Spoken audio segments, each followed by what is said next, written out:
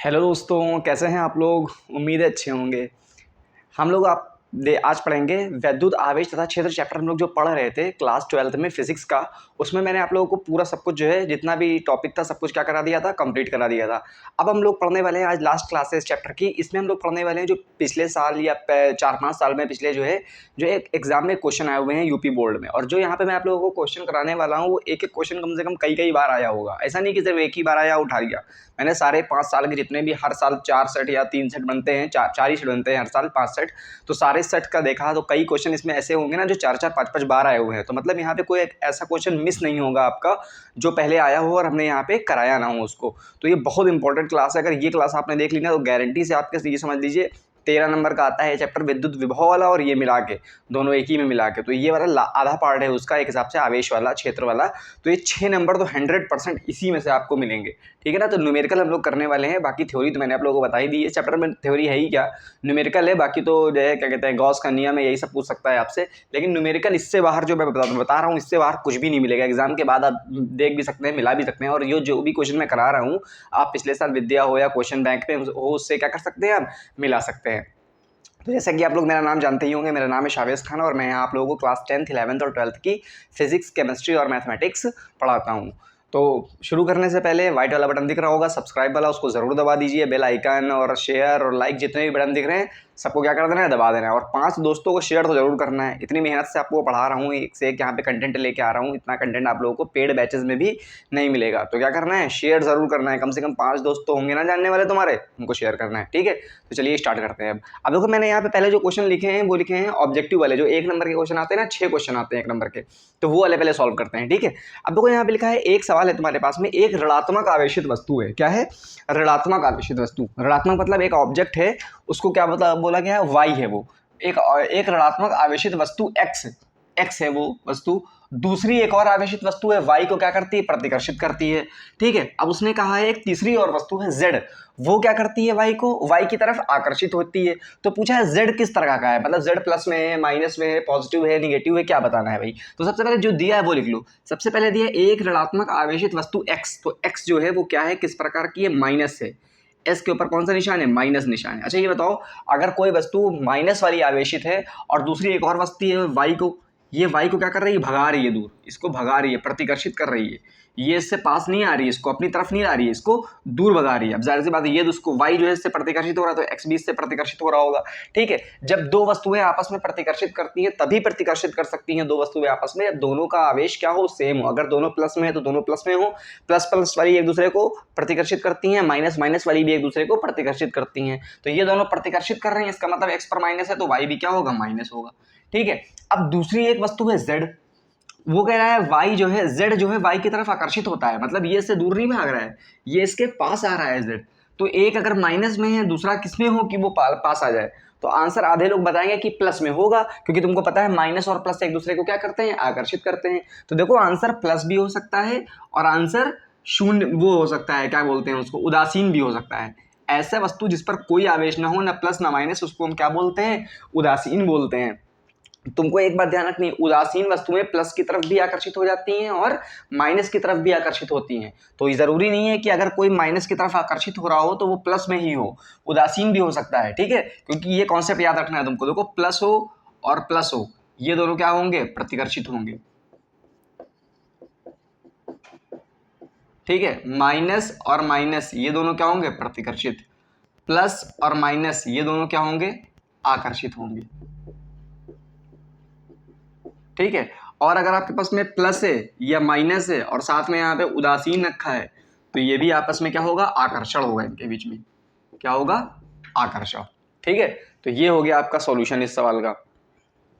तो आप लोग को बस ये कॉन्सेप्ट ध्यान रखना है, अगर दो सेम तरह के निशान वाले हैं, प्लस प्लस वाले, तो वो क्या होंगे, प्रतिकर्षित होंगे। और अगर माइनस माइनस वाले हैं तो भी आपस में क्या होंगे, प्रतिकर्षित होंगे। लेकिन एक अगर प्लस में है और एक किस में है, माइनस में है, तो आपस में क्या होगा, उनका आकर्षण होगा। और एक सबसे लास्ट वाली पॉइंट जरूर याद रखना है, अगर कोई वस्तु उदासीन है तो वो प्लस की तरफ भी और माइनस की तरफ भी आकर्षित होगी। तो आंसर इसका क्या होगा, जेड जो है प्लस भी हो सकता है और उदासीन भी हो सकता है। अब दूसरा क्वेश्चन देखिए, इसमें लगा है किसी वस्तु पर 1 कूलाम आवेश है, मतलब आवेश को क्या बोलते हैं, क्यू बोलते हैं। क्यू बराबर कितना दिया है, 1 कूलाम आवेश। ठीक है, उसको कितने इलेक्ट्रॉन दिए जाते हैं? 5 × 10 की घात 18 इलेक्ट्रॉन और दिए जाते हैं, मतलब इसको इलेक्ट्रॉन दिए जा रहे हैं। कितने इलेक्ट्रॉन दिए जा रहे हैं? 5 × 10⁸। तो ये इलेक्ट्रॉनों की संख्या को n बोलते हैं, ठीक है, n बोलते हैं। अब उसका कहा है कुल आवेश, बताइए कितना हो जाएगा। अच्छा, 1 कूलाम तो पहले से ही आवेश था उस पर, प्लस का 1 कूलाम तो आवेश, यहाँ पे प्लस माइनस लगा नहीं तो समझ लो प्लस का आवेश है, 1 कूलाम का आवेश। अब उसको इलेक्ट्रॉन दिए गए हैं। जब किसी वस्तु को इलेक्ट्रॉन दिए जाते हैं तो उस पर माइनस आता है या प्लस आता है? अगर कोई वस्तु ऐसी है इसको इलेक्ट्रॉन हमने दिया है तो इसके ऊपर क्या होगा? माइनस, क्योंकि इलेक्ट्रॉन के ऊपर माइनस चार्ज होता है ना, और तुमने दे दिया है इलेक्ट्रॉन कहीं पर तो मतलब माइनस। अब कितना आवेश आया है? देखो ये आवेश तो छोड़ दो भी, ये तो पहले से ही उसके ऊपर, ये इलेक्ट्रॉन आने की वजह से ही तो आवेश लेके आए होंगे इलेक्ट्रॉन। तो फॉर्मूला क्या होता है? Q बराबर आवेश बराबर होता है N × E। N का मतलब इलेक्ट्रॉनों की संख्या, E मतलब एक इलेक्ट्रॉन पर आवेश। ये है 5 × 10 की घात 18 इलेक्ट्रॉन, और एक इलेक्ट्रॉन पर आवेश कितना होता है? 1.6 × 10⁻⁻⁹ कूलाम। तो टोटल आपका कितना हो गया? 16 पंजे 80, 80 में लेकिन एक नंबर के बाद 0 लगाया तो 8 हो गया, और 10 की घात 19 में से 18 गया तो क्या बचा? माइनस का 10 की घात 18 है 6, तो 19 में से 18 जाएंगे तो क्या बचेगा? माइनस का 1, -19 + 18 -1। अब 8 × 10 की घात -1, 10 की घात -1 का मतलब अपॉन 10, क्योंकि 10 नीचे जाएगा तो अपॉन में हो जाएगा।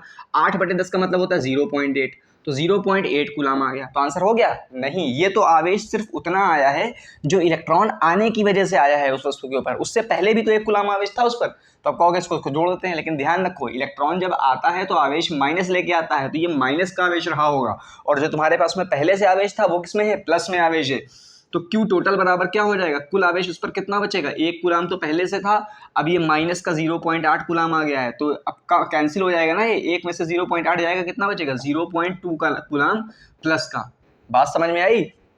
आवेश को कैसे जोड़ते घटाते हैं? निशान के साथ में, प्लस अगर आवेश है तो प्लस रखोगे, और अगर माइनस आवेश है तो माइनस रखोगे, ठीक है ना? बात समझ में आ गई ना? तो देखो ये 1 कूलाम आवेश पहले से था, तुमने इतना कूलाम आवेश, इतने इलेक्ट्रॉन और लिया है, तो इस इलेक्ट्रॉन के आने की वजह से जो आवेश आया वो माइनस का 0.8 आया, और 1 कूलाम पहले से था, तो प्लस का 1 और माइनस का 0.8 मिलके हो गया प्लस का 0.2 कूलाम, ठीक है? तो ये फॉर्मूला पता होना चाहिए आपको, Q बराबर क्या होता है? Ne। ये सब फॉर्मूले जरूर याद रखो, फॉर्मूले बता रहा हूँ, नोट्स अपने हाथ से बनाओ, और जब चैप्टर खत्म हो जाएगा करो ना तो फॉर्मूले 1 पेज में या 2 पेज में कहीं पे लिख लिया करो, क्योंकि हर चैप्टर में 12th में 10-10, 15-15, 20 चैप्टर में तो फिर भी कम है, आगे जाओगे फिजिक्स हो या केमिस्ट्री, इतने ज़्यादा फॉर्मूले हैं कि कहाँ तक याद रख पाओगे, इसलिए एक जगह पे उनको लिखो, ठीक है? अब ये तीसरा है, तुमसे पूछा विद्युत फ्लक्स का मात्रक। अब तुमको देखो मात्रक तुमको रट्टा मारने की जरूरत नहीं है। अब तुम सोच रहे हो कि फ्लक्स का मात्रक क्या होता है, रट्टा मार रहे हैं, दिमाग लगा रहे हो, छत देख रहे हो एग्जाम में। देखो मात्रक याद करना है तो फॉर्मूला याद रखो, फॉर्मूला याद होगा तो मात्रक अपने आप आ जाएगा। जैसे फ्लक्स को डिनोट करते हैं φ से, विद्युत फ्लक्स को, है ना? ये फॉर्मूला होता था कितना? E.ds। क्या होता था? E.ds या E.da, जो भी हो। अब आगे जाओगे तो cos थीटा भी आ जाएगा, अगर उस फॉर्म में लिखना है तो E.ds cos थीटा भी होता है ना फॉर्मूला। अब यहाँ से देख लो E का वो यूनिट क्या होती है? विद्युत क्षेत्र की। ऊपर न्यूटन आता है, नीचे क्या आता है? कूलाम आता है। और एरिया की यूनिट क्या होती है? Metre square. अब cos थीटा तो एक नंबर होता है, उसकी यूनिट थोड़ी ना होगी कोई, तो इसका एक तो फॉर्मूला, एक यूनिट हो सकती है न्यूटन मीटर स्क्वायर पर कूलाम। क्या हो सकता है? न्यूटन मीटर स्क्वायर पर कूलाम। और एक और इसकी यूनिट होती है, क्या यूनिट होती है? हमने बताया था ई का एक यूनिट होती है, ई विद्युत क्षेत्र की जो एक यूनिट होती है वो होती है वोल्ट पर मीटर। क्या होती है? वोल्ट पर मीटर। और एरिया की यूनिट मीटर स्क्वायर, तो 1 मीटर से 1 मीटर कैंसिल, तो वोल्ट मीटर हो सकती है इसकी यूनिट, और क्या हो सकती है? न्यूटन पर कूलाम। जो भी ऑप्शन में अगर दिया होगा तो ये भी दे सकता है ऑप्शन में, इसलिए ऑप्शन वाले सवाल में दोनों याद रखना है, क्योंकि विद्युत क्षेत्र अभी तुम समझ में आ जाएगा। हम तुम कहोगे कि ये विद्युत क्षेत्र की यूनिट वोल्ट पर मीटर कैसे आ गई, क्योंकि अभी तुम्हें आगे एक चैप्टर पढ़ोगे जिसमें है विद्युत धारा चैप्टर, उस चैप्टर में तुम पढ़ोगे कि E बराबर होता है V/L। V मतलब विभवांतर, अपॉन L मतलब लंबाई, तो वहां से वोल्ट पर मीटर आ जाता है। तो अभी बस याद रख लो कि विद्युत क्षेत्र की एक यूनिट न्यूटन पर कूलाम होती है और एक होती है वोल्ट पर मीटर। तो जब न्यूटन पर कूलाम रखोगे विद्युत क्षेत्र की यूनिट, तो न्यूटन मीटर स्क्वायर पर कूलाम हो जाएगा। और जब वोल्ट पर मीटर रखोगे तो 1 मीटर स्क्वायर यहाँ का, ये और ये कैंसिल होके वोल्ट पर मीटर हो जाएगा। बात समझ में आ गई होगी। अब इसमें कहा है किसी विद्युत क्षेत्र E में वैद्युत द्विध्रुव पर लगने वाला बल आघूर्ण। देखो फिर से फॉर्मूला आ गया, फॉर्मूला बहुत इंपॉर्टेंट है, द्विध्रुव वाला जो पार्ट है वो बहुत इंपॉर्टेंट है, इसमें से कुछ भी पूछ सकता है उसमें, ठीक है ना? तो तुमको पता होना चाहिए टाउ को डिनोट करते हैं टाउ से, बल आघूर्ण को डिनोट करते हैं टाउ से। इसका फॉर्मूला होता है P×E। क्या होता है? P×E। ये होता है तुम्हारा कौन सा? सदिश रूप में। सदिश रूप में एक चीज ध्यान रखना, P×E अगर फॉर्मूला है तो P×E ही लिखना, ये मत कर देना कि E×P। P क्रॉस E और E क्रॉस P क्या होता है, अलग अलग चीजें होती हैं। सदिश में ये 11वीं क्लास में पढ़ाया हो गया होगा, लेकिन यहाँ पे शॉर्ट में बता दे रहा हूँ कि टाउ अगर बलागुण P क्रॉस E फॉर्मूला होता है तो P क्रॉस E ही लिखना है, E क्रॉस P मत लिख देना, नहीं तो गलत हो जाएगा सवाल। ठीक है, अब अगर इसको उसमें लिखना है फॉर्म में, अगर सदिश फॉर्म में लिखना है तो ऐसे लिख देना, अगर ऑप्शन में मान लो ऐसे भी दे सकता है। क्रॉस जब हटता है तो क्या आता है आगे, साइन थीटा आता है, PE साइन थीटा भी लिख सकते हो इसको। तो ये भी सही है, ये भी सही है, ये सदिश रूप में है और ये क्या है, अदिश रूप में है। अगर डॉट लगा होता है जहाँ पे तो वहाँ पे कॉस आता है आगे, और जहाँ पे क्रॉस लगा होता है वहाँ पे साइन आता है। अच्छा, डॉट लगा है तो इसमें ये लिख सकते हैं यार, क्या फाई ई बराबर ds cross ds dot E, dot में लिख सकते हो तुम ई डॉट ई ds, और ds डॉट ई क्या होता है, सेम चीज होती है, लेकिन क्रॉस में p क्रॉस e और e क्रॉस p सेम नहीं होता है। ठीक है, तो ये ऑप्शन वाले सवाल हो गए। भी एक दो और ऑप्शन वाले सवाल है, वो भी करा देता हूँ इधर कमिट आगे। ठीक है, नोट कर लीजिए इसको।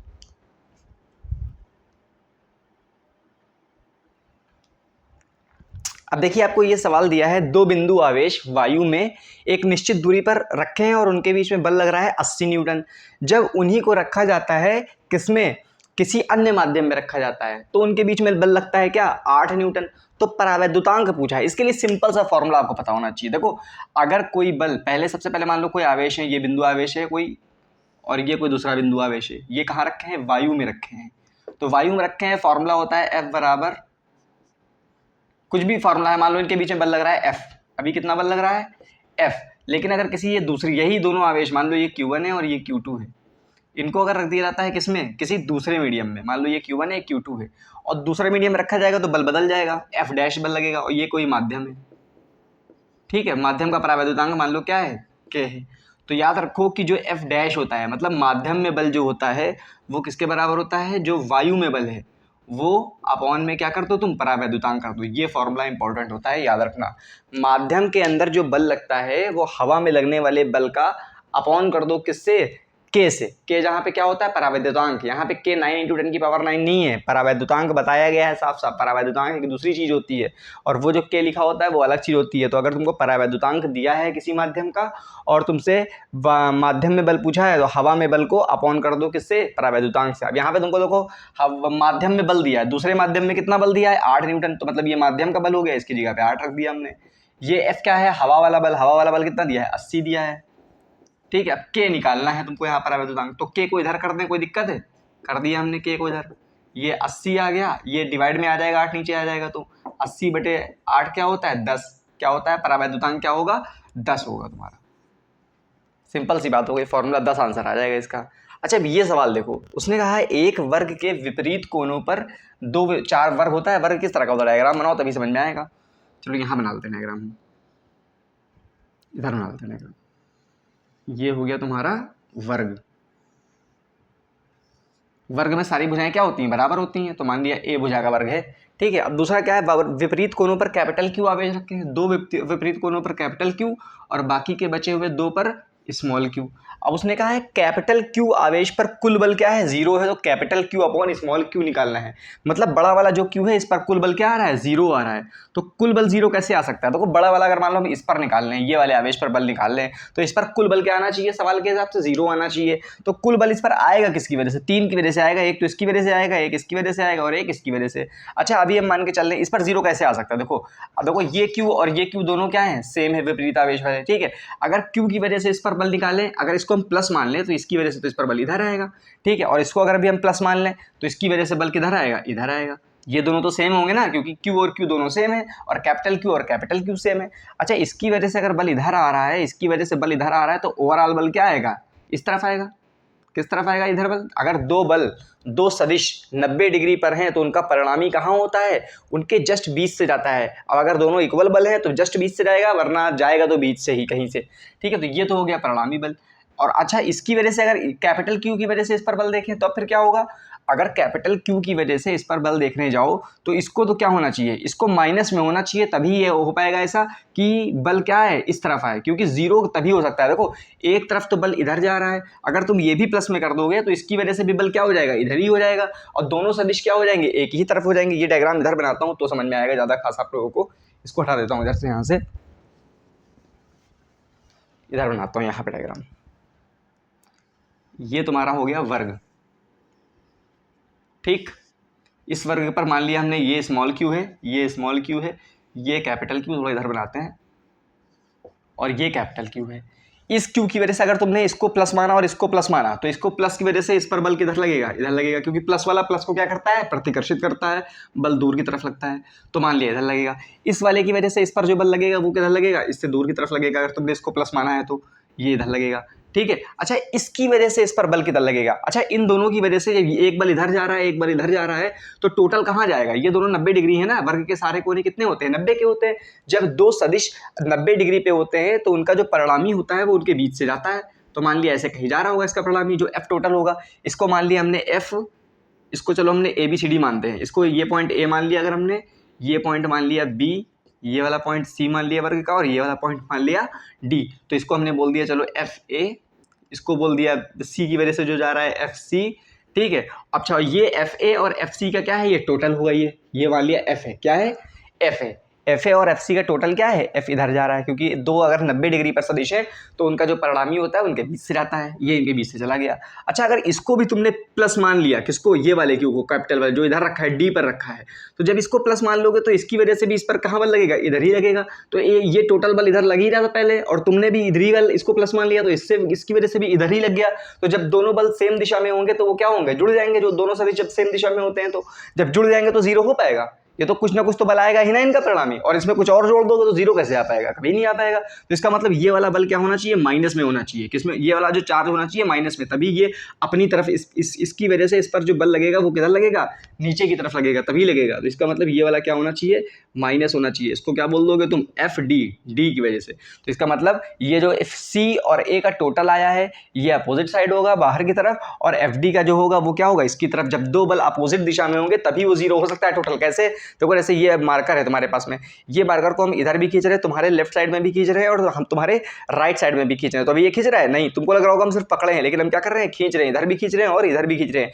लेकिन दोनों तरफ बराबर बराबर खींच रहे हैं। तो इस पर बल कितना लग रहा है, जीरो, इसीलिए किधर किधर भी नहीं चल रहा है। लेकिन अगर हम एक तरफ ज्यादा बल लगा दें, एक तरफ कम लगाएं, तो जिधर ज्यादा लगाएंगे उधर खींचने लगेगा, और दोनों बल एक ही तरफ लगा दे तो ये एक ही तरफ जाने लगेगा। तो ये चीज जीरो कब हो सकता है इस पर टोटल बल, जब एक इसकी तरफ विपरीत दिशा में बल बराबर बराबर लगे। तो अगर एक बल इधर लग रहा है और एक बल इधर लग रहा है और इस पर बल टोटल क्या है, जीरो है, तो इसका मतलब ये बल और ये बल क्या होगा, बराबर होगा। बस वही हमको करना है और आंसर आ जाएगा। तो सारे चलो पहले बल निकाल लेते हैं, पहले एफ ए निकालते हैं हम लोग। एफ ए और एफ सी तो सेम होंगे, क्यों, देखो एफ ए बराबर क्या है, बल होता है के Q one Q two upon R square. Q one की जगह पे क्या रखोगे, स्मॉल क्यू रख दो, एफ ए पर निकालना है ना, ए की वजह से।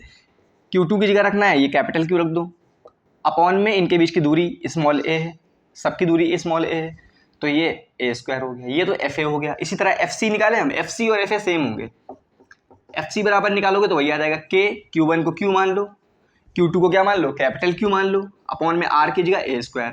तो तुम एफ ए और एफ सी को तो सेम ही लिख दो ना, एफ ए एफ सी बराबर एफ लिख दो। इसको चलो हम क्या मान लेते हैं, एफ डैश मान लेते हैं टोटल वाला, ठीक है। एफ ए और एफ सी क्या बना लिया हमने, एफ मान लिया। अच्छा, ये वाला देखो क्या है, कौन सा, ये वाला एफ डी निकालना है हमको।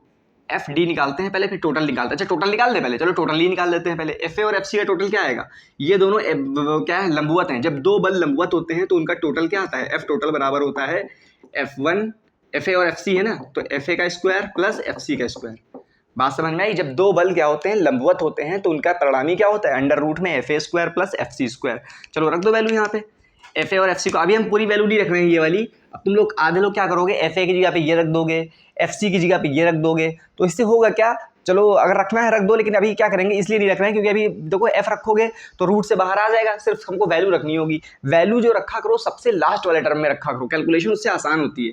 एफ ए की जगह भी तुम दोनों सेम ही है ना, एफ ए और एफ सी, देखो एफ ए भी वही है, एफ सी भी वही चीज़ है, तो हमने इसको दोनों को क्या मान लिया, एफ मान लिया। तो इसकी जगह पे F square plus F square मिलकर क्या हो जाएगा, रूट टू एफ स्क्वायर। अब टू एफ स्क्वायर में से एफ बाहर आ जाएगा, रूट टू अंदर ही रहेगा। तो एफ जो टोटल आया है तुम्हारा, जिसको एफ डैश तुमने माना है, एफ डैश तुम्हारा आ गया है कितना, रूट टू एफ, ठीक है। अब रूट टू एफ आया, इसको भी लिख सकते हो, कोई दिक्कत नहीं। अब रूट टू है ये, एफ की जगह पे क्या लिख दो, एफ क्या आया था, एफ को दोनों माना था के Q one Q two upon R square. लो यहाँ पे रख देते तो आता तब भी आंसर इतना ही, लेकिन कैलकुलेशन क्या हो जाती, ज़्यादा हो जाती। बस हमने इसीलिए इसको क्या रखा है बाद में। तो ये वाला जो बल आया है, जो इधर वाला आया है एफ डैश, ये आ गया है तुम्हारा ये रूट टू के क्यू और क्यू अपॉन आर स्क्वायर। अच्छा, एफ डी निकालते हैं, चलो एफ डी कैसे निकालोगे, फॉर्मूला वही है के Q one Q two upon R square, लेकिन यहाँ पे आर अलग होगा। यहाँ से यहाँ तक की दूरी a थी, तुमने अपॉन a स्क्वायर लिख दिया। यहाँ से यहाँ तक दूरी a थी, तुमने a स्क्वायर लिख दिया। लेकिन ये दूरी कितनी होगी बता पाओगे? ये दूरी तुम्हारी होगी √2a। क्या होगी? √2a। तुम कहोगे ये कहाँ से आ गया? देखो ये त्रिभुज होता है ना, ये एक पूरा त्रिभुज है। ये त्रिभुज का लंब हो गया, ये आधार हो गया, तो a square plus a square मिलके हो गया 2a स्क्वायर। लेकिन रूट लोगे तो √2a हो जाएगा। तो वर्ग का विकर्ण है एक तरह से। वर्ग का विकर्ण कैसे निकालते हो? पाइथागोरस थ्योरम से। √2a आ गया। चलो निकालते हैं फॉर्मूला। अब लिखा है k, Q1 की जगह पे तो कैपिटल Q रख दिया, चलो Q2 की जगह पे तुमने कैपिटल Q रख दिया। फिर से अपॉन में क्या रखा? R square. इस बार आर क्या है? √2a। √2a का क्या कर दिया? स्क्वायर कर दिया। तो जब सॉल्व करोगे तो एफ डी बराबर तुम्हारा आ जाएगा k capital Q square upon √2 का स्क्वायर करोगे तो क्या आएगा? 2 आएगा। और a का स्क्वायर करोगे तो a स्क्वायर आएगा। बात समझ में आई? तो ये तुम्हारा क्या आ गया? F D. और अभी तुमसे सवाल में कहा गया है, सवाल में ये कहा गया है कि ये दो इस पर लगने वाला बल 0 है, मतलब एफ बी 0 है। एफ एट बी बराबर 0, मतलब b के ऊपर बल क्या है? 0 है। तो ये बल 0 तभी हो सकता है जब ये वाला बल और ये वाला बल क्या हो? बराबर। क्योंकि जब दो बल अपोजिट दिशा में लगते हैं तो उनका परिणामी क्या होता है? दोनों को माइनस करते हो। और 0 क्या कब हो सकता है परिणामी? जब ये और ये बराबर हो, तभी इसमें से इसको माइनस करने पर क्या आएगा? 0 आएगा। ठीक है, तो इसका मतलब एफ डैश किसके बराबर होना चाहिए तुम्हारा? एफ डी के बराबर होना चाहिए। बराबर कर दो दोनों को। ये क्या है? √2 के small Q capital Q upon में आर स्क्वायर, आर नहीं सॉरी a स्क्वायर रखा था यहाँ पे, तो a ही स्क्वायर रखो यहाँ पे, बराबर इसका क्या है? Capital Q square upon 2a square. ठीक है, देखो a स्क्वायर से a स्क्वायर कैंसिल हो गया, एक Q से एक Q कैंसिल हो गया, K से K कैंसिल हो गया। अब देखो क्या बचा, यहाँ पे तो बचा Q इंटू √2, यहाँ पे अपॉन में कुछ भी नहीं बचा। यहाँ पे क्या बचा? Capital Q upon 2। अब क्या कर सकते हो? 2 को अगर इधर भेजना चाहो तो यहाँ भेज सकते हो, बिल्कुल भेज सकते हैं 2 को। तो 2 √2 आ जाएगा बराबर में Q, और ये Q इधर आ जाएगा तो अपॉन में Q। ठीक है, तो आंसर ये आ सकता है। ठीक है, लेकिन देखो एक काम और है। एक काम ये है कि देखो अगर तुमसे ऑप्शन वाला सवाल दे दिया जाए, यही ऑप्शन में भी दे सकता है, तो ऑप्शन में मान लो एक ऑप्शन तुम्हारा आंसर 2√2 तो आ गया, ये तो फिक्स है। लेकिन एक ऑप्शन अगर मान लो लिया है 2√2 और एक ऑप्शन दिया है माइनस का 2√2, तब क्या लगाओगे? 2√2 तो वहाँ भी है और वहाँ भी है, तो कौन सा आंसर लगाओगे? तो माइनस लगाओगे। क्यों? क्योंकि यहाँ पे तुमने माइनस का Q लिया था ना, ये वाला, तो ये वाले फॉर्मूले में एक माइनस आ जाएगा एफ डी वाले में, तो यहाँ पे माइनस आ जाएगा। तो ध्यान रखना, ये माइनस आ जाएगा तुम्हारा, तो इधर माइनस का बचेगा। तो यहाँ पे माइनस आ गया, तो माइनस को इधर लिया होगे तो ये माइनस हो गया। माइनस का 2√2 आ गया। Q upon capital Q upon small Q निकालना था, वो माइनस का 2√2 आ गया। तुमको ये सब सवाल आने चाहिए। थोड़े टफ सवाल आते हैं पेपर में, आ सकते हैं, मतलब टफ सवाल। CBSE का पेपर उठा के देखोगे ना तो उसमें अच्छे सवाल आते हैं, इस लेवल के सवाल आ सकते हैं। तुमको पता होना चाहिए कि दो सदिशों के बीच में कुछ एंगल है तो उनका परिणामी सदिश कैसे निकलता है। सिर्फ ऐसे ही नहीं लोग करा देते हैं 4-5 सवाल 2 मिनट में, 10 मिनट में पूरा चैप्टर खत्म हो गया। ठीक है, तो एक एक सवाल जो पीछे आए हुए हैं बहुत इंपॉर्टेंट सवाल है, उनको जरूर करो। तो ये सब बातें तुमको पता होना चाहिए और डिटेल में देखना है सारा इसका जो बताया है मैंने थ्योरी। तो पिछले जितने भी क्लास बताए हैं मैंने वो पहले कर लो, उसके बाद में न्यूमेरिकल करो आके, तब समझ में आएगा सही से। ठीक है, तो नोट कर लीजिए इसको।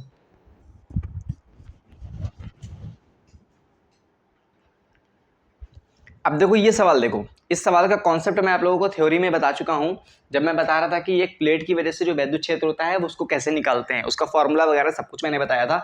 तो पहले वो देखिए, उसके बाद ही ये सब समझ में आएगा आपको। ठीक है, अब देखो यहाँ पे एक प्लेट दी है, उस पर प्लस आवेश है एक पर और एक पर क्या रखा है?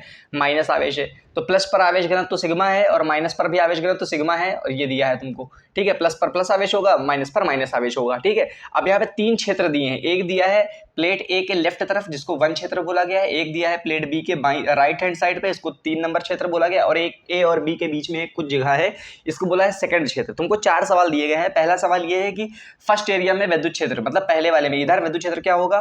फिर बी के बाहरी क्षेत्र, बी का बाहरी क्षेत्र मतलब ये 3 नंबर पर वैद्युत क्षेत्र क्या होगा इस एरिया में। और प्लेटों के बीच यहाँ पर वैद्युत क्षेत्र क्या होगा। और तुमसे कहा प्लेट ए के बाईं तरफ, प्लेट ए के बाईं तरफ 1 सेंटीमीटर पे और 3 सेंटीमीटर पर जो वैद्युत क्षेत्र होगा उसका अनुपात बताइए। तो सबसे पहली इंपॉर्टेंट बात है कि पहले हम फर्स्ट क्षेत्र में वैद्युत यहाँ पे निकालते हैं वैद्युत क्षेत्र। तो सबसे पहले हम दिशा निकाल लेते हैं, क्योंकि वैद्युत क्षेत्र देखो क्या होती है, सदिश राशियां होती हैं और सदिश राशियों के लिए दिशा जरूरी होती है। देखो हमने तुमको वैद्युत क्षेत्र वाले चैप्टर में बताया है कि यहाँ पे हम कभी भी आवेश को प्लस या माइनस में नहीं रखते हैं। क्यों नहीं रखते हैं? क्योंकि हमको दिशा पता होती है।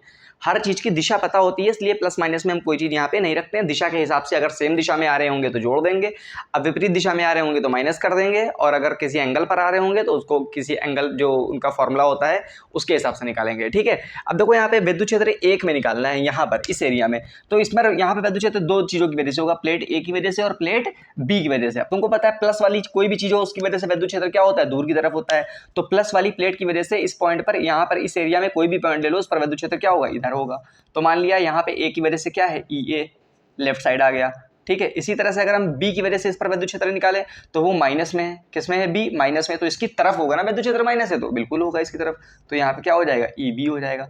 तो तुम देखा एरिया 1 में विद्युत क्षेत्र ए की वजह से दूर की तरफ है और बी की वजह से उसकी तरफ है, तो अपोजिट साइड में हो गया। अब किसकी तरफ से ज़्यादा होगा, किसका कम होगा, ये भी पहचानना होगा। तो मतलब अगर हम ई टोटल निकालें, क्या निकालें, 1 में, पहला वाला जो सवाल है आंसर 1 है, उसमें जो ई टोटल आएगा वो क्या आएगा, ई ए माइनस ई बी आएगा। क्यों, क्योंकि जब दो विपरीत दिशा में सदिश होते हैं तो उनको हम क्या करते हैं, माइनस करते हैं। अच्छा, तुमको पता होना चाहिए कि किसी भी प्लेट की वजह से विद्युत क्षेत्र की तीव्रता उसके आसपास कितनी होती है, सिग्मा अपॉन 2 एप्सिलॉन नॉट होती है। कितनी होती है, सिग्मा अपॉन 2 एप्सिलॉन नॉट। तो ई ए की भी वजह से इतनी होगी और ई बी की वजह से भी इतनी होगी। अब कुछ लोगों के दिमाग में आ रहा होगा कि ई ए तो पास में है ये पॉइंट, तो इसकी वजह से भी उतना ही विद्युत क्षेत्र आ रहा है, और ई बी तो दूर में है, इसकी वजह से भी उतना ही विद्युत क्षेत्र आ रहा है। तो हमने तुमको बताया था कि जो प्लेट वाला फॉर्मूला होता है उसमें जो विद्युत क्षेत्र आता है वो क्या आता है, उसकी दूरी पर, प्लेट से दूरी पर निर्भर नहीं करता है विद्युत क्षेत्र, क्योंकि हम बहुत दूर विद्युत क्षेत्र नहीं निकालते हैं प्लेट से। प्लेट से 4000 किलोमीटर दूर थोड़ी ना निकालेंगे, प्लेट बहुत ज़्यादा बड़ी होती है ना मात्र उसके आकार में, इसीलिए उसके आसपास विद्युत क्षेत्र निकालते हैं, और आसपास सभी बिंदुओं पर विद्युत क्षेत्र क्या होता है, सेम। और कितना होता है, सिग्मा अपॉन 2 एप्सिलॉन नॉट। तो ए के 1 के ऊपर ए की वजह से भी सेम रहेगा और बी की वजह से, इसमें फॉर्मूले में कभी आर आता ही नहीं है कितनी दूरी पर विद्युत क्षेत्र निकालना है। ठीक है, तो इसलिए ए की वजह से भी sigma upon 2 epsilon naught, B की वजह से भी सिग्मा अपॉन 2 एप्सिलॉन नॉट, क्योंकि दोनों का सिग्मा सेम है। जब सिग्मा सेम है तो ये वैल्यू रखने की जरूरत ही नहीं, जब दोनों सेम है एक में से दूसरा जाएगा तो आंसर क्या आएगा, 0। तो मतलब ए में विद्युत क्षेत्र क्या होगा, ए एरिया में 0 होगा। ठीक है, अच्छा यहाँ पे निकालते हैं हम लोग कौन वाले में, बी के बाहरी तरफ, सेकंड नंबर का आंसर निकालते हैं। बी के बाहरी तरफ मतलब पॉइंट ये वाला हो गया। अब इसकी वजह से क्या होगा, देखो बी के राइट साइड में आओगे तो बी माइनस में है, तो इसकी वजह से विद्युत क्षेत्र क्या हो जाएगा, इसके करीब में हो जाएगा, ई बी यहाँ पे। ठीक है, और ए की वजह से प्लस वाला है, तो प्लस की वजह से विद्युत क्षेत्र किसी पॉइंट पर दूर की तरफ होता है, तो इसमें भी देख रहे हो तुम अपोजिट साइड आ गया, तो इसमें भी आंसर वही आएगा। लिख देते हैं, चलो क्या निकालना है हमको, ई जो टोटल निकालोगे वो ई ए माइनस ई बी यहाँ पे भी आएगा, E A sigma upon 2 epsilon not minus E B भी सिग्मा अपॉन 2 एप्सिलॉन नॉट। तो यहाँ पे भी क्या आ जाएगा, 0। यहाँ पे 0 इसलिए आ रहा है क्योंकि प्लस की वजह से विद्युत क्षेत्र दूर की तरफ हुआ जा रहा है, माइनस की वजह से पास की तरफ हुआ जा रहा है, तो अपोजिट हो रहे हैं ना। और दो सदिश अपोजिट होते हैं तो हम उसको कैसे सॉल्व करते हैं, माइनस करते हैं उनका टोटल निकालने के लिए। ठीक है, और तुमको पता है दूरी पर निर्भर करता ही नहीं है प्लेट की वजह से विद्युत क्षेत्र, तो दूरी से कोई मतलब ही नहीं है, चाहे दूर निकालो चाहे पास निकालो सेम आंसर आएगा, क्योंकि सिग्मा अपॉन 2 एप्सिलॉन नॉट, यहाँ पे दूरी तुमको कहीं दिख नहीं रही है। ठीक है, 3 नंबर पर सवाल क्या है देखते हैं। 3 नंबर का सवाल ये बोला है कि इन दोनों के बीच में निकालो, तो बीच में अगर बात करोगे तुम तो यहाँ पे सेकंड एरिया में क्या होगा, ए की वजह से विद्युत क्षेत्र प्लस है तो दूर की तरफ होगा, इस साइड होगा ई ए, और बी की वजह से विद्युत क्षेत्र जब इसकी तरफ निकालोगे तो ये भी इधर ही हो जाएगा, इसकी पास की तरफ होगा। तो इस बार देखो ई ए और ई बी क्या आ गए, एक तरफ आ गया। तो सेकंड वाले एरिया में जो कि दोनों प्लेटों के बीच में है, वहां पे विद्युत क्षेत्र की तीव्रता अगर टोटल निकालनी है तो ई ए प्लस ई बी करोगे, क्योंकि दो अगर सदिश एक ही दिशा में है, दो सदिश जब एक दिशा में होते हैं तो उनको हम क्या करते हैं, टोटल निकालने के लिए जोड़ देते हैं। तो जोड़ोगे तो फॉर्मूला आ जाएगा तुम्हारा इस बार सिग्मा अपॉन 2 एप्सिलॉन नॉट और plus sigma upon 2 epsilon not. अब जोड़ना तो आता ही होगा, इतनी तो उम्मीद करते ही हो तुम लोगों से। तो ये जोड़ोगे तो सिग्मा अपॉन एप्सिलॉन नॉट, जोड़ोगे कैसे, नीचे नीचे एलसीएम लोगे तो 2 एप्सिलॉन नॉट आ जाएगा, ऊपर जुड़ जाएगा सिग्मा प्लस सिग्मा 2 सिग्मा, तो 2 से 2 कैंसिल, तो सिग्मा अपॉन एप्सिलॉन नॉट आ गया। अब यहाँ पे देखो वैल्यू रखनी पड़ेगी तुमको, रखो वैल्यू। क्या वैल्यू होती है, सिग्मा की दी है 8.8 इंटू 10⁻⁻12 अपॉन में, और एप्सिलॉन की वैल्यू क्या होती है 8.85 इंटू 10⁻⁻12। लो दोनों तो सेम ही आ गया, तो लगभग सेम है, कोई बहुत ज़्यादा फर्क नहीं है, तो काट सकते हो सीधे सीधे, लगभग 1 आएगा। क्या आएगा, 1। 1 से थोड़ा छोटा आ जाएगा, 0.98 वेट आ जाएगा, तो मान लो 0.98 के आसपास आंसर आएगा। ठीक है, 0.98 आएगा आंसर। अब देखो आंसर क्या आएगा 0.98, और ये विद्युत क्षेत्र की यूनिट तो पता ही होगी तुमको, क्या होती है, न्यूटन पर कूलम।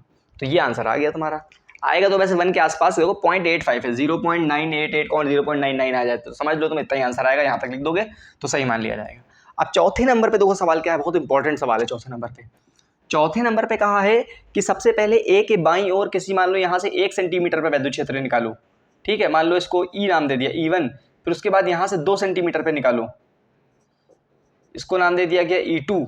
तो पूछा है E1/E2 क्या होगा। तो E1/E2 क्या होगा तुमको पता है, चाहे 1 सेंटीमीटर पर निकालो और चाहे किस पर निकालो, 2 सेंटीमीटर पर निकालो, चाहे 10 सेंटीमीटर पर निकालो, अगर प्लेट के साथ में दूरी बढ़ रही है तो वैद्युत क्षेत्र तब भी क्या रहता है, सेम। तो इसका भी आंसर σ/2ε0 रहेगा। 2 सेंटीमीटर पर निकालोगे तब भी क्या रहेगा, σ/2ε0 रहेगा। तो E1 और E2 दोनों सेम रहेगा, 1 सेंटीमीटर पे भी सेम रहेगा, 2 सेंटीमीटर पे भी सेम रहेगा, तो अनुपात क्या आ जाएगा, 1 आ जाएगा अनुपात। तो ये सवाल इस तरह से आते हैं पेपर में और आ चुके हैं। यहाँ पे जितने भी सवाल तुमको दिख रहे हैं सब पेपर में आए हुए हैं, कोई भी एक भी ऐसा सवाल नहीं है जो पेपर में ना आया हो। अनसॉल्व उठा लेना, विद्या उठा लेना, सब मिल जाएगा। ठीक है, तो अच्छे से नोट करते रहो। और सबसे पहले जो इसके बारे में मैंने जो थ्योरी पढ़ा दी है, जो तुम्हारे कॉन्सेप्ट बताए हैं वो 9 वीडियो में, इससे पहले वो पढ़ो, तभी ये तुमको समझ में आएंगे, तभी नहीं तो ऐसे कुछ भी नहीं समझ में आएगा। फॉर्मूला ही नहीं आता होगा तो कहाँ समझ में आएगा। ठीक है, तो पहले वो वीडियो कंप्लीट करो तभी ये सब देखना। ठीक, नोट कर लो इसको, फिर आगे देखते हैं।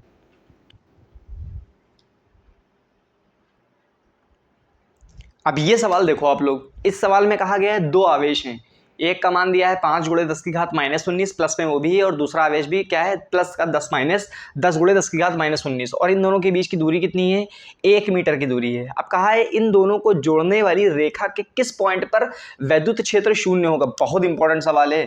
चाहे 2 आवेश के बीच में वैद्युत क्षेत्र 0 करवाना हो, चाहे 2 आवेशों के बीच में बल को 0 करवाना हो, या 2 आवेशों के बीच में अभी आगे पढ़ोगे विभव, उसको 0 करवाना हो, ये 2 आवेशों के बीच में जो 0 करवाने वाली कहानी है पेपर में जरूर आती है किसी न किसी फॉर्म में।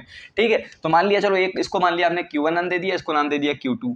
ठीक है, ये अगर मान लो आवेश मेरा Q1 है और ये आवेश क्या है, Q2, दोनों ही आवेश किस में है, प्लस में है।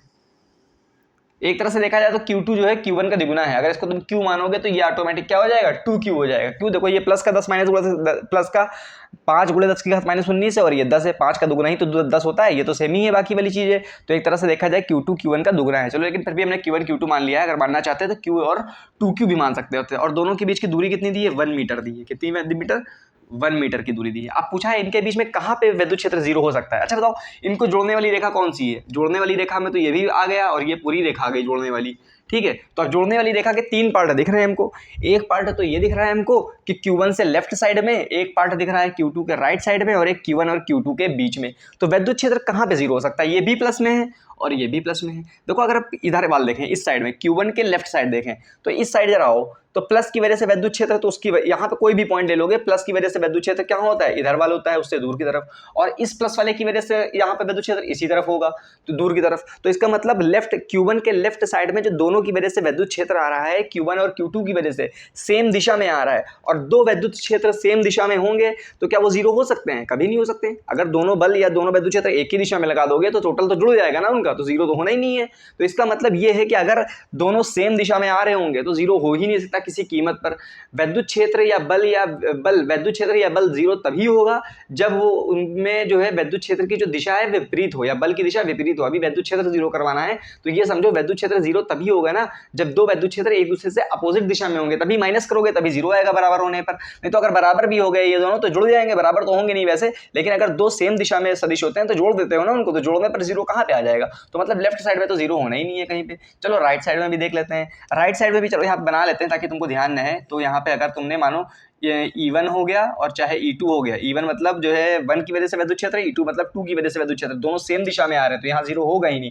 अच्छा, इसके राइट साइड देखो Q2 के, तो Q2 की वजह से वैद्युत क्षेत्र यहाँ पे क्या आएगा, प्लस की वजह से दूर होता है, तो इसको चलो हमने नाम दे दिया E2। इसी तरह E1 भी तो, ये Q1 भी तो प्लस में है तो इसकी वजह से भी तो इस पॉइंट पर दूर की तरफ होगा, तो ये भी E1 हो गया। तो यहाँ पे भी E1 और E2 एक दूसरे से क्या आ रहे हैं, सेम दिशा में आ रहे हैं, तो यहाँ पे भी टोटल निकालोगे तो जुड़ जाएंगे, तो माइनस तो होगा ही नहीं, 0 आ ही नहीं सकता कभी। तो यही वाला पॉइंट बचा। आप Q1 और Q2 के बीच में, इनके बीच में कोई भी पॉइंट ले लो तुम। चलो मान लिया हमने यहाँ से यहाँ पे देख लेते हैं हम, तो Q1 तो प्लस में है, इसकी वजह से वैद्युत क्षेत्र यहाँ पे क्या हो जाएगा, इस तरफ हो जाएगा, E1 मान लो। और ये Q2 क्या है, ये प्लस में है, ये भी इसकी वजह से वैद्युत क्षेत्र इससे दूर की तरफ होगा, देखो प्लस से दूर की तरफ होगा, तो ये हो गया। चलो मान लिया हमने E2। तो देखो इस पॉइंट पर, इन दोनों के बीच में कोई ऐसा पॉइंट है जहां पर वैद्युत क्षेत्र विपरीत दिशा में आ रहा है, यहाँ पर भी कहीं भी हो सकता है वो पॉइंट, वही हमको निकालना है कि कहां पर होगा। तो चलो हमने मान लिया Q1 से X पॉइंट है, Q1 से X दूरी पर है, कितनी दूरी पर, X दूरी पर। अगर ये Q1 से X दूरी है तो यहाँ से यहाँ तक की दूरी कितनी होगी बताओ जरा, कितनी होगी, टोटल 1 था उसमें से Q1 से तुमने यहाँ से यहाँ तक की x मान लिया है, 1 में से x हटा दो तो क्या बचेगा, 1 माइनस एक्स बचेगा। ये दूरी क्या होगी, 1 माइनस एक्स मीटर। ठीक है, ये वाला केस तो होगा नहीं, ये वाला केस तो हो नहीं सकता, यही वाला केस एक होगा। चलो निकाल लेते हैं अब। तो चलो हम पहले E1 निकालते हैं और E2 निकालते हैं, फिर दोनों को क्या कर देंगे, बराबर कर देंगे। चलो E1 निकालते हैं। E1 तो पॉइंट बिंदु आवेश की वजह से किसी दूरी पर विद्युत क्षेत्र का फॉर्मूला पता होना चाहिए तुमको। तो ये बिंदु आवेश है, बिंदु आवेश से इतनी दूरी पर विद्युत क्षेत्र का फॉर्मूला निकालना होता है। तो फॉर्मूला होता है KQ/R²। क्या होता है, KQ/R²। के की जगह पे तो के ही रखोगे, क्यू की जगह पे चलो हमने मान लिया। अभी हम देखो क्या कर रहे हैं, अभी हम सिर्फ Q1 रख रहे हैं। क्या रख रहे हैं, Q1/R क्या है, R की जगह पे x² रख रहे हैं। ठीक है, अब तुम कहोगे अभी हमने यहाँ पे वैल्यू क्यों नहीं रखी, के की जगह पे 9 × 10⁹ और Q1 की जगह पे इतना लंबी सी वैल्यू। देखो हमने तुमको बता दिया है, कैलकुलेशन आसान तभी होगी तुम्हारी जब तुम वैल्यू को सबसे लास्ट में रखो। बाकी Q मान लो, Q2 मान लो, जो भी मानना है मान लो, और वैल्यू जो एग्जैक्टली नंबर वाली वैल्यू है वो सबसे लास्ट में रखो। जब देखो कि अब इसके आगे कोई ऑप्शन नहीं बचा, वैल्यू रख के सॉल्व करना पड़ेगा आंसर निकालने के लिए, तभी तुम वैल्यू रखो, तब तुम्हारी कैलकुलेशन क्या हो जाएगी, आसान हो जाएगी। तुम लोग करते हो क्या हो, यहीं पे 9 × 10⁹ लिख दोगे, यहीं पे Q की जगह पे ये लिख दोगे, आपस में Q की जगह पे क्या रख दोगे, यहीं पे ये रख दोगे, आपस में मल्टीप्लाई वगैरह करने लगोगे, 1 की जगह 1 रख दोगे। अभी कुछ नहीं करना है, सारी वैल्यू अभी x में, Q में, K में जो है मानी है वो रखो, लास्ट में सबसे वैल्यू रखेंगे। देखो कैसे करेंगे, ये आ गया तुम्हारा E1। ठीक है, इसी तरह से E2 निकाल लो। E2 का फॉर्मूला तो वही होगा K, अब Q1 है यहाँ तो Q2 है तो Q2 आ जाएगा, अपॉन में R कितना है, R की जगह पे तो यहाँ पे 1 माइनस एक्स है ना, तो 1 माइनस एक्स R का स्क्वायर होता है, तो 1 माइनस एक्स का स्क्वायर हो जाएगा। अब E1 और E2 विपरीत दिशा में है, तो एक दूसरे को क्या कर दो, बराबर कर दो। चलो कर दिया बराबर, E1 और E2, क्योंकि E2 यहाँ पे E शून्य करना है ना, क्या शून्य करना है, E, अरे यहाँ पे लिखना है, अगर मान लो इसको पॉइंट P मान लिया, तो एट पॉइंट P के ऊपर E टोटल, मतलब बिंदु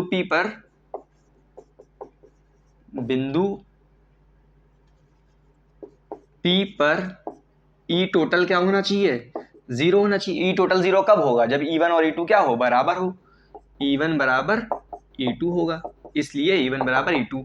बिंदु P पर 0 तभी हो सकता है विद्युत क्षेत्र, तब E1 और E2 क्या हो, बराबर हो। बराबर कर दिया हमने, अब वैल्यू रख दो।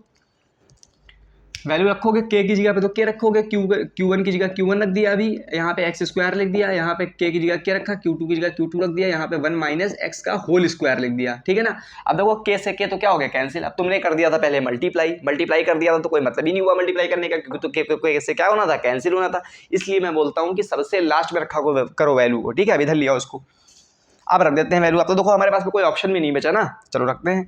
Q1 की जगह पे क्या रखोगे, 5 × 10⁻⁻19 अपॉन में क्या है, x² है।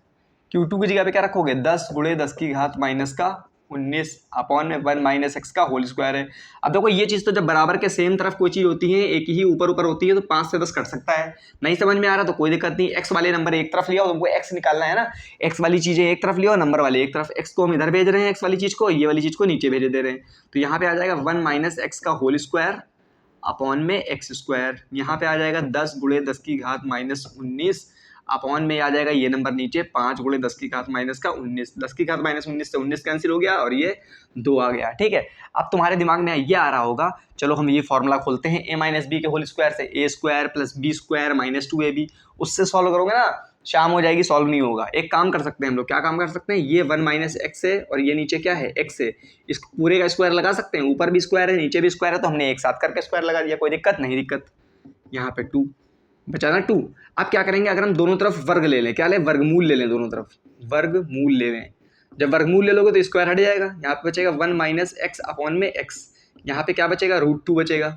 ठीक है ना, अब इसको क्या करते हैं, सॉल्व करते हैं। तिरछी गुणा कर सकते हो ना, इधर इधर को तिरछी गुणा कर दो, 1 का 1 माइनस एक्स में मल्टीप्लाई करोगे 1 माइनस एक्स आएगा, और √2 का मल्टीप्लाई करोगे एक्स में तो √2 एक्स आ जाएगा। बात समझ में आई, ठीक है। अब एक्स वाला नंबर एक तरफ कर लेते हैं, चलो यहाँ पे 1 बचा, यहाँ पे x √2 पहले से है, और ये माइनस का x इधर जाएगा तो किस में हो जाएगा, प्लस का x हो जाएगा। तो यहाँ पे जोड़ोगे तुम इनको, ये बचेगा 1 तुम्हारा, यहाँ पे x कॉमन ले लोगे तो √2 प्लस का 1 बचा। ठीक है, अब देखो यहाँ पे क्या करो, ये 1 है, ये मल्टीप्लाई में इधर आएगा तो क्या हो जाएगा, डिवाइड में हो जाएगा। क्या हो जाएगा, डिवाइड में √2 + 1, x बराबर आ गया 1/√2 + 1। लेकिन तुमको तो पॉइंट में एक नंबर चाहिए होता है, तो √2 की वैल्यू रख दो। कुछ वैल्यू तो याद ही होना चाहिए तुमको, √2 की वैल्यू होती है 1.414, √3 की वैल्यू होती है 1.732। चलो हम 2 ही नंबर लेते हैं 1.41 तक की, तो ये है, ये 1.41 रखोगे इसकी जगह पे, +1 रख दोगे √2 की जगह पे, ये x आ गया तुम्हारा।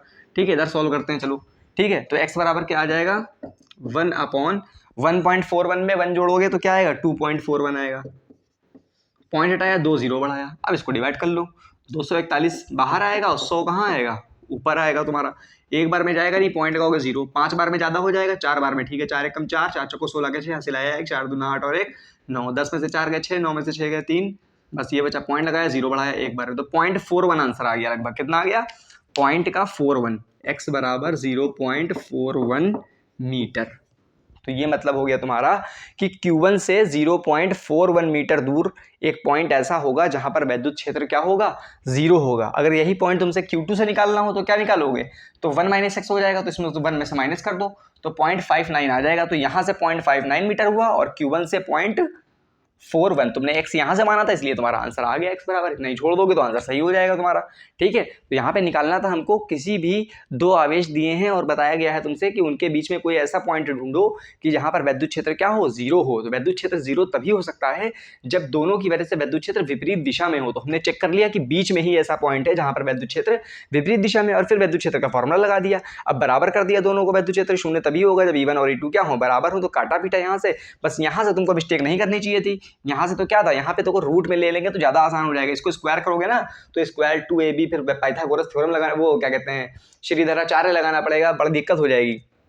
तो रूट में ले लिया, आंसर आ गया। √2 की वैल्यू तुमको पता ही होती है, ठीक है, नोट कर लो ये।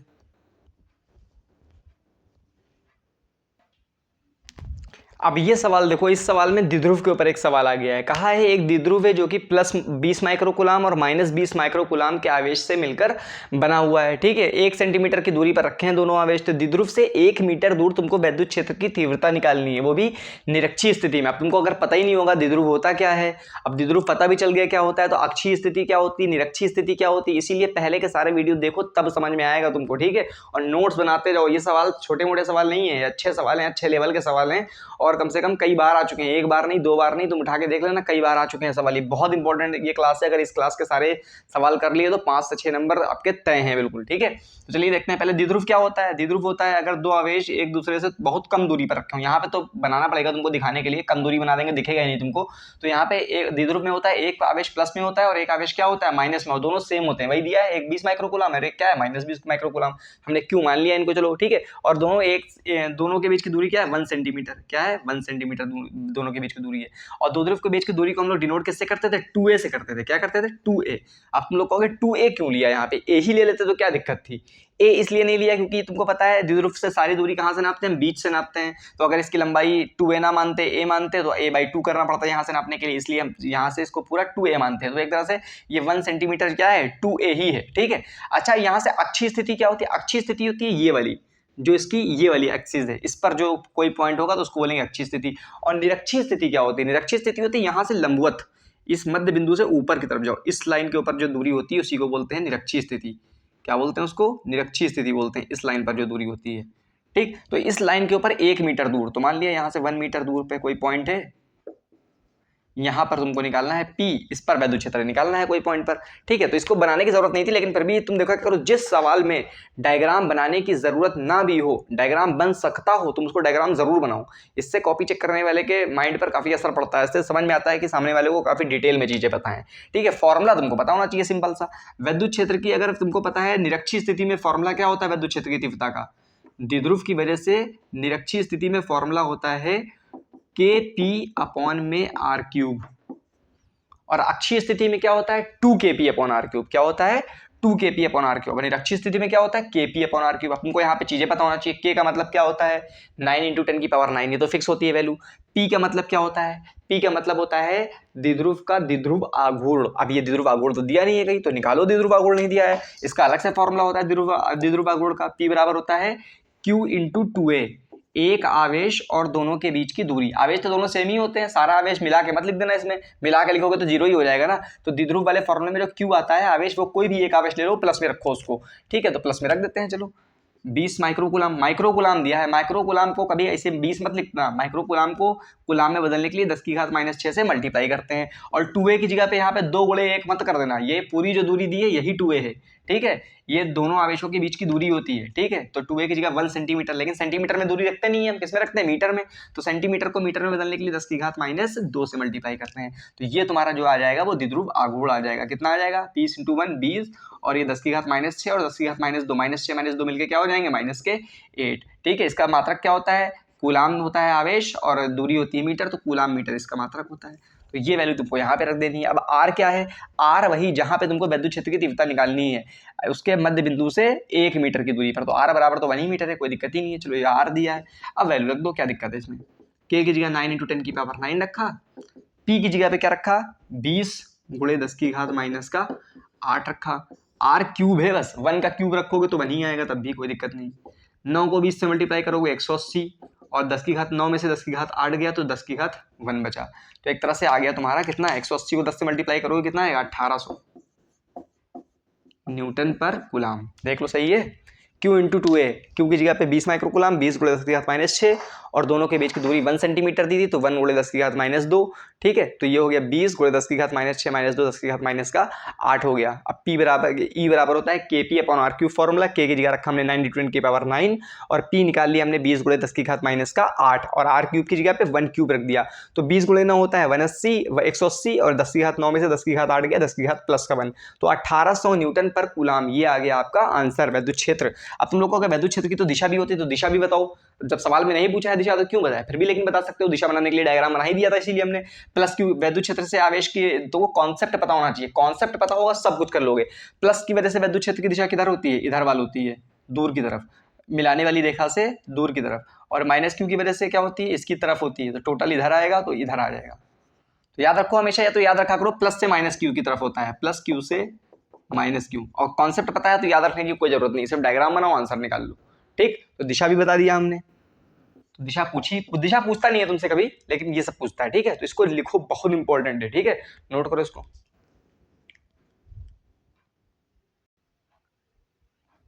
अब ये सवाल देखो, इस सवाल में कहा है एक वर्ग है जिसकी भुजा क्या है, ए है, और उसके चारों कोनों पर स्मॉल क्यू आवेश रखे हैं ABCD पर। तो बिंदु डी पर रखे आवेश पर बल, मतलब एक तरह से एक वर्ग है, उस पर चारे कोनों पर एक का आवेश रखा है स्मॉल क्यू, और किसी भी एक आवेश पर निकालोगे बल वही आएगा, क्योंकि डी पर भी, ए पर भी, सी पर भी, बी पर, सब पर सेम ही आवेश रखा है। तो डी वाले पर निकाला है, मतलब कोई भी एक आवेश पर निकालना है बल तुमको, एक तरह से ये तुम्हारा क्या हो गया, वर्ग हो गया, ठीक है। वर्ग की भुजा क्या है, ए, ठीक। और ये मान लो ABCD है, ये A है, ये B है, ये C है, और ये D है। सब पर Q आवेश रखा है, +Q यहाँ पर भी रखा है, +Q यहाँ पर भी आवेश है, +Q यहाँ पर भी है, और +Q यहाँ पर भी है, ठीक है। सब पर सेम आवेश है। अच्छा एक चीज़ और समझ लो, क्योंकि ये वाली भी दूरी जरूरत पड़ेगी बीच में, इस दूरी की भी, तो इस दूरी को भी हम पहले से बता देते हैं कितना आएगा। ये एक तरह से वर्ग का विकर्ण है, ये A है, ये A है, तो ये कितना आएगा, √2a आएगा। कितना आएगा, √2a, बस ध्यान रखना इतनी बात। अब देखो बिंदु डी पर तुमको क्या निकालना है, कुल बल निकालना है। बिंदु डी को भी हम गैप कर दे रहे हैं, समझ लेना। बिंदु डी पर +Q आवेश रखा है, कैसे दिखाया, इधर दिखाया था, चलो समझ लो बस ऐसे ही। डी पर +Q आवेश रखा है, ठीक है। अब इस डी पर जो आवेश निकालना है वो निकालना है बल, टोटल बल निकालना है डी पर। तो बल किसकी वजह से होता है, दो आवेशों के बीच में बल होता है, तो इस डी पर बल किसकी वजह से लगेगा, एक तो इस आवेश की वजह से लगेगा इस पर, एक इस आवेश की वजह से इस पर लगेगा, और एक इस आवेश की वजह से, इन तीनों की वजह से ही तो बल लगेगा, बिल्कुल लगेगा। अच्छा इसकी वजह से इस पर बल किधर लगेगा, प्लस की वजह से, ये +Q इस पर भी रखा है, तो प्लस की वजह से प्लस पर जो बल लगता है वो उससे दूर की तरफ लगता है, प्रतिकर्षण, ये प्लस वाला इसको दूर हो जाएगा, तो इधर लग जाएगा, बिल्कुल मिलाने वाली रेखा से दूर की तरफ। तो इसको हम नाम दे देते हैं FC। क्या नाम दे देते हैं, FC, क्योंकि C की वजह से है। इसी तरह A की वजह से इस पर बल जो लगेगा वो ये भी प्लस में है, ये भी प्लस में है, तो इसको दूर की तरफ भगाएगा, तो ये क्या लगेगा, इसको बोलेंगे FA बोलेंगे, हाँ। A की वजह से लग रहा है तो FA। अच्छा ये प्लस का B है, B वाला भी इसको क्या करेगा, दूर भगाएगा, तो इसकी वजह से फिर बल किधर लगेगा, इधर लगेगा। इसको क्या बोल दिया हमने, FB बोल दिया, ठीक है, 3 बल लग रहे हैं। अब देखो, अगर बल सारे एक ही दिशा में लग रहे होते तो जोड़ देते, लेकिन जब बल किसी एंगल पर लगते हैं तो हमको एक फॉर्मूला होता है, यदि दो सदिश किसी कोण पर हैं तो उसका टोटल निकालने का अंडर रूट में अगर मान लो बल निकाल ले हो तो f1 square plus f2 square plus 2f1 f2 cos theta. ठीक है, चलो पहले इसको हम ये वाली जो चीज़ है ये वाली तुमको मेन समझना है। ठीक है, पहले क्या निकाल देते हैं, F A F B F C निकाल लेते हैं पहले। ठीक है, पहले देखो एफ ए निकालते हैं। बल बराबर फॉर्मूला होता है के Q1 Q2 upon R square. के Q1 की जगह पे चलो एक बार फॉर्मूला लिख देते हैं ताकि ध्यान रहे, अपॉन आर स्क्वायर। चलो पहले एफ ए निकालते हैं। एफ ए मतलब क्या है, के Q1 की जगह पे चलो एक Q हो गया, दूसरा वाला Q है, ये वाला भी तो Q है Q2 की जगह पे Q अपॉन में दोनों के बीच की दूरी कितनी है, ए स्क्वायर। तो एक तरह से देखा जाए तो आंसर आ गया के क्यू स्क्वायर अपॉन में ए स्क्वायर। ठीक है, कोई दिक्कत नहीं। इसी तरह एफ वी निकालते हैं, एफ सी निकाल लेते हैं पहले। एफ सी निकालोगे तो फॉर्मूला वही है, के Q1 Q2 upon R square.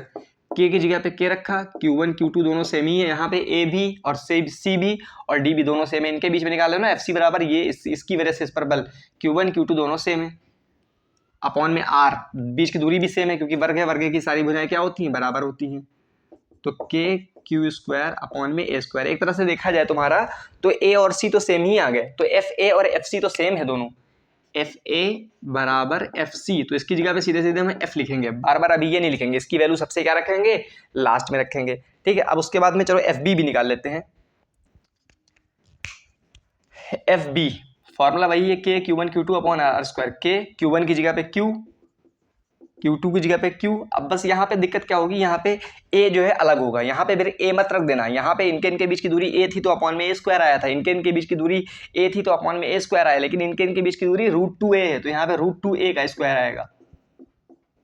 तो एक तरह से एफ बी बराबर तुम्हारा आ गया के क्यू स्क्वायर अपॉन में √2 का स्क्वायर 2 होता है, ए का स्क्वायर ए स्क्वायर। एक तरह से देखा जाए एफ बी जो है इनका और इनका क्या आया है, आधा आया है, f/2 है। ठीक है, अब मेन समझने वाली बात समझो, ये वाला देखो, इधर वाला पॉइंट देखो, ये दिया है एफ ए और एफ सी दोनों सेम ही थे, हम दोनों को क्या मान चुके हैं, एफ मान चुके हैं। ठीक है, और एक बल क्या लग रहा है, इनके बीचों बीच में लग रहा है। देखो ये बल इनके बीचों बीच में 45 डिग्री ये है, 45 ये है, 90 के बीचों बीच में लग रहा है ना। विकर्ण कहाँ से जाता है, बीचों बीच से जाता है। वो कितना है, एफ बी को अभी हमने अलग माना है क्योंकि एफ बी अलग है। ठीक है, अच्छा अब बताओ, ये वाला जब दो बल 90 डिग्री पे होते हैं, पहले अभी एफ बी को भूल जाओ, ये दो बल दिख रहे हैं तुमको, ये वाला F वाला और ये FC जो दोनों सेम है, जब दो बल 90 पे होते हैं तो उनका जो परिणामी होता है कहाँ से जाता है, अभी बता चुका हूँ, उनके बीच से जाता है। कहाँ से, उनके बीच से।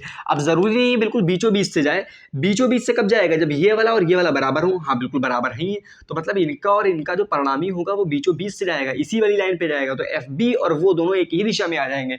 तो F और F का परिणामी निकालते हैं। अगर इसको FA है, चलो अभी लिखा रहने दो, और FC लिखा रहने दो, तो यहाँ पे लिखो FA व FC का कुल बल, परिणामी बल। तो इसको हम चलो FA और FC के परिणामी बल को हम F टोटल मान लेते हैं, F डैश मान लेते हैं। चलो फॉर्मूला क्या होता है, जब दो बल किसी 90 डिग्री पे एंगल पे लगते हैं तो FA square plus FC square under root में उनका स्क्वायर करके जोड़ देते हैं। ठीक है, अब तुमको पता है FA को भी तुमने अभी पूरी वैल्यू मत रखना, अभी तुमने वैल्यू ये वाली मत रखना, ये लास्ट में रखेंगे। FA को भी FA और FC भी FA, तो दोनों का स्क्वायर करोगे तो 2F स्क्वायर हो जाएगा। क्या हो जाएगा, 2F स्क्वायर। तो F डैश को तुम लिख सकते हो, क्या लिख सकते हो, √2 बाहर आ जाएगा, √2 मतलब लिखा रहेगा, और F क्या आ जाएगा, बाहर आ जाएगा। तो इसका मतलब FA और FC का परिणामी क्या आया है, √2F आया है, और वो भी किस दिशा में आया है, इसी दिशा में, बिल्कुल बीचों बीच में आया है जिस दिशा में FB था। तो एक तरह से देखा जाए ये आ गया तुम्हारा F डैश। तो एक तरह से अब FA और FB का तो काम खत्म हो गया। अब तो तुम्हारे दो बल बचे, और दोनों कहाँ बचे, एक ही दिशा में बचे। कौन कौन से, F डैश और FB। जब दो बल सेम दिशा में होते हैं तो उनका टोटल कैसे निकालते हैं, उनको सीधे सीधे जोड़ देते हैं। चलो जोड़ देते हैं, तो F टोटल जो तुम्हारा आएगा वो आएगा FB प्लस F डैश के बराबर। FB कितना निकाला है तुमने, KQ स्क्वायर अपॉन में 2A स्क्वायर, और F डैश क्या निकाला है तुमने, √2F।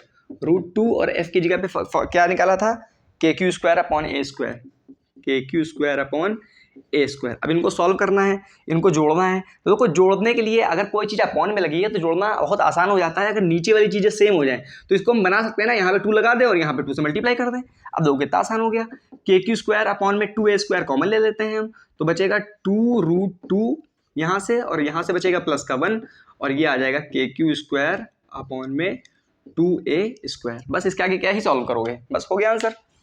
हाँ सॉल्व करना है तो 2 को यहाँ पे लिख सकते हो, कोई दिक्कत नहीं है। अरे ऐसे लिख रहे हैं, चलो लिख देते हैं और सॉल्व कर लेते हैं। तो इसको यहाँ पे 2 को हम यहाँ पे अपॉन में लिख देते हैं, और ज़्यादा सॉल्व करना है तो 2 से 2 कट जाएगा, तो ये तो √2 बचेगा और ये प्लस का 1/2 बचेगा। बस इससे आगे क्या ही सॉल्व करोगे कि q² अपॉन में a²। तो ये आ गया तुम्हारा एफ टोटल। तो बात समझो, ये बहुत इंपॉर्टेंट सवाल है, थोड़े आसान सवाल नहीं है कि फॉर्मूला रखा आंसर आ गया, वो तो आसान होते हैं, चलो बताया था इससे पहले वाला द्विध्रुव वाला, लेकिन ये सब कॉन्सेप्ट लग रहा है इसमें। कौन सी दिशा में बल लगेगा, 2 बल विपरीत दिशा में है तो कहाँ प्रतिकर्षण होगा, उसका टोटल कैसे निकालेंगे, सदिशों का टोटल कैसे निकालते हैं, किसी एंगल पर सदिश है तो उनका टोटल कैसे निकालेंगे। तो ये सब सवाल की प्रैक्टिस बार बार करो तब समझ में आएगा। तुम देख रहे हो प्रीवियस ईयर में आए हुए सवाल हैं, 1 ही 2 इसमें आसान लग रहे होंगे, बाकी सब इतने आसान लेवल के नहीं है, पढ़ोगे तभी समझ में आएगा। तो नोट्स बनाते जाओ और जितने भी पहले थ्योरी वाली क्लास करा दी है वो करते जाओ, हो जाएगा। ये तो हो गया तुम्हारे न्यूमेरिकल, और इसमें ज़्यादातर जो आते हैं वो आते हैं डेरिवेशन। डेरिवेशन कौन से आते हैं, द्विध्रुव वाले आते हैं। क्या आते हैं, द्विध्रुव वाले डेरिवेशन। द्विध्रुव में क्या है, द्विध्रुव में तुम्हारा वैद्युत क्षेत्र है ना, वैद्युत क्षेत्र में 2 तुम्हारे डेरिवेशन है, एक है अक्षीय स्थिति का और एक क्या है, निरक्षीय स्थिति का, ठीक है। और दूसरा क्या है, कूलाम का बल, कूलाम बल, ये हो गया तुम्हारा, ये हो गया। और तीसरा क्या है, गॉस थ्योरम। क्या है, गॉस का नियम, ये बहुत इंपॉर्टेंट है डेरिवेशन में। और गॉस के नियम के अंदर भी 4 हैं, कौन कौन से, एक तो तार के कारण वैद्युत क्षेत्र, एक है गोले के कारण वैद्युत क्षेत्र, खोखला गोला है तुम्हारे में सिर्फ, और एक क्या है, एक चादर के कारण वैद्युत क्षेत्र है, और एक क्या है, एक है गोला हो गया तार के कारण। तो ये 4 तुम्हारे डेरिवेशन, ये एक और ये एक और ये 2, मतलब ये 7-8 जो डेरिवेशन है न्यूमेरिकल के अलावा, ये इनमें से बाहर कुछ भी नहीं आ सकता। आएगा तो फिर एक ही नंबर में आ सकता है कि फ्लक्स का मात्रक बताइए, या 2 आवेशों के बीच में बल में वो यहाँ पे हवा में बल इतना लग रहा है, माध्यम में बताइए, तो यही सब आ सकता है। तो ये तुम्हारा पूरा चैप्टर खत्म हो गया है। अब हम लोग जब इसके आगे फिजिक्स चालू करेंगे तो वैद्युत विभव वाला जो इसका पार्ट है वो स्टार्ट करेंगे, ठीक है। तो इससे डिटेल में आप लोगों ने देखा होगा, कहीं आपको नहीं मिल पाएगा, कोई पेड बैच वगैरह नहीं दे पाएगा। तो आपसे क्या करना है, आप लोगों को बस शेयर करना है कम से कम 5 लोगों को, और सब्सक्राइब वाला बटन, लाइक वाला बटन, सब कुछ क्या कर देना है, दबा देना है। बोर्ड तक बने रहो, टॉप कर जाओगे, ठीक है। थैंक यू, मिलते हैं अगली क्लास में।